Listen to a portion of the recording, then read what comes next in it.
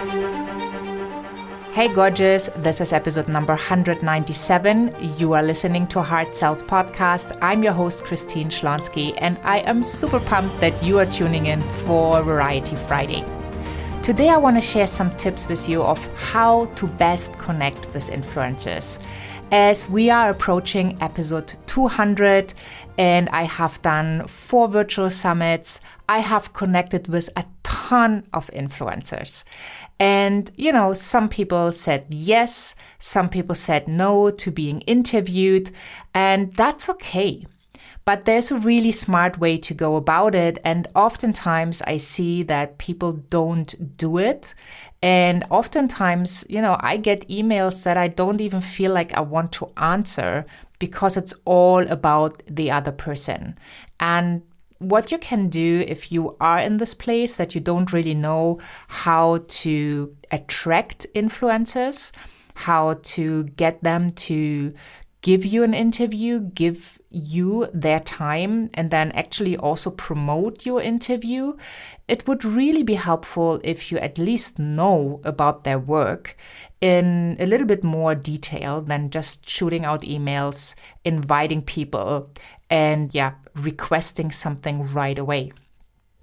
So what really helps is if you really like what they do, go to their page. If they've written a book, get the book, right? Get a Kindle version for a couple dollars and then read it and give them a review. Or if they have a YouTube channel, go and subscribe. Take your time and, give them some comments on some of the videos. They will notice you. Even though if it's a big YouTube channel, people always notice when there are comments coming in. If it's Facebook, join their group if they have one and, make comments on their posts. Get that engagement. And I know it's a ton of work, but still you want somebody to give you their time and then also to promote you. And they probably are further along from where you are. So it's really important that you have and start a good relationship and that you care. If they have a podcast, well, give them a rating and a review. And not just for, the last show, just maybe you choose an episode that's a little bit older or something that really gets your interest. And then you connect this way. And then when you reach out, you can say something more specific about their work. Like you can say, well, I read your book. And by the way, I gave you a review on Amazon and here's what I wrote. And I really like because, and then you give your cause. And I would love to invite you for an interview on my show, whatever that is, podcast, virtual summit, YouTube channel, Facebook Live.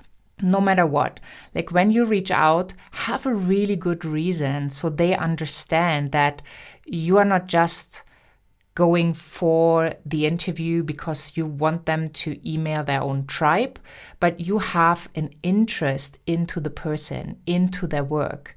And, I get approached quite often where people say, well, I love your podcast. I've been listening for so long. And then there's no review. There's no rating. Right? If you like something, take those 2 or 3 minutes and go and give the show a review or the book. So that really will put you in a different position when you are emailing them to ask for an interview. And it has served me quite well to do like a really personal invitation where they don't feel like it's something I just copy and pasted and send to 100 people, hoping that someone will say yes. Like really crafting a single message for a single person referring to their work. So I can highly recommend when you reach out to people to connect so that you can kind of, be seen with the other expert at the same place, so to speak, your podcast, your virtual summit, your YouTube show or Facebook show or whatever it is. Make sure you really appreciate the other person. And that all starts by giving first, right? There's nothing worse than when you just say, well, it's so amazing and you haven't read the book and you haven't listened to the show. It just never feels good. And the other person will kind of feel the difference. And if you already have given them a rating and review, and you can kind of refer back to that, that will really help you to set you apart from all the other people that just do copy paste and ask for interviews. So I hope this was kind of helpful, because, I get quite a few requests now for people that want to be interviewed on hard sells. And if they are not referred by anyone that I really know and appreciate, so I know they are doing a great job, I really, really take a close look at what they do, why they do it. And I also want to know, why did they choose hard sells? Is it because they send out hundreds of emails to all different kinds of podcast hosts? Or is it something in particular so they will make sure that they deliver amazing value to my audience?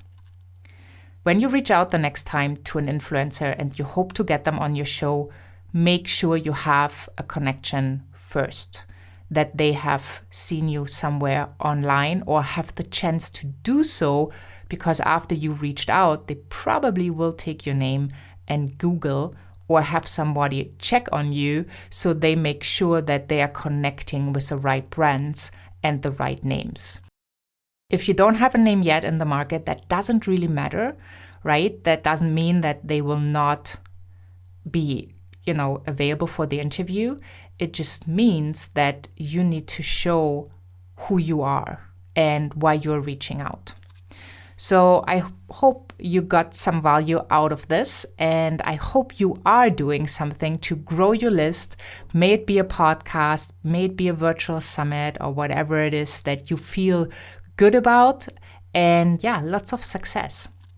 Hop on over to christineschlonski.com, find the podcast tab, and check out all the different episodes we already have available for you. Next week is going to be episode 200. I'm so super excited about this. And I can't wait to hear what you think. You can always reach out to info@christineschlonski.com. Share your feedback, share your stories, and also ask questions, so that we can support you from our end over here. Thank you so much. Have a wonderful day wherever you are in this beautiful world, and I'm saying bye for now.